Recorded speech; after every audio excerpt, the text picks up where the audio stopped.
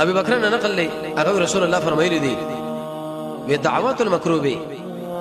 چې کله یو سړي باندې مصیبتونه راغلي پریشانې راغلي هغه دې شوی اللهم رحمتك ارجو الله ستاسو رحمت تم ساتم فلا تكلني الى نفسي طرفه عين الله دې خپل ځان له دسترګې درپ په اندازه مو پرېدا لکه ډېر انسانانو کې دا مصیبت شته ودا خو زما چاله کیده زما وکړته دي محمد رسول الله فرمایي چې الله ما دې خپل ځان له دسترګې درپ په اندازه مو پرېدا واصلح او جوړ کزما دا شان طول لا اله الا انت نشتري حقدار د بندګۍ شواستانه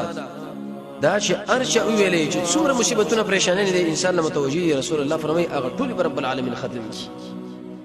لری به کی چې کله انسان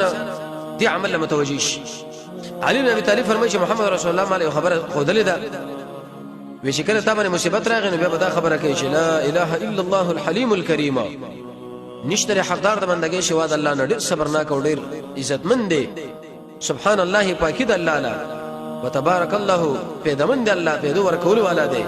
رب العرش العظیم خاوند د عرش عظیم دی والحمد لله رب العالمین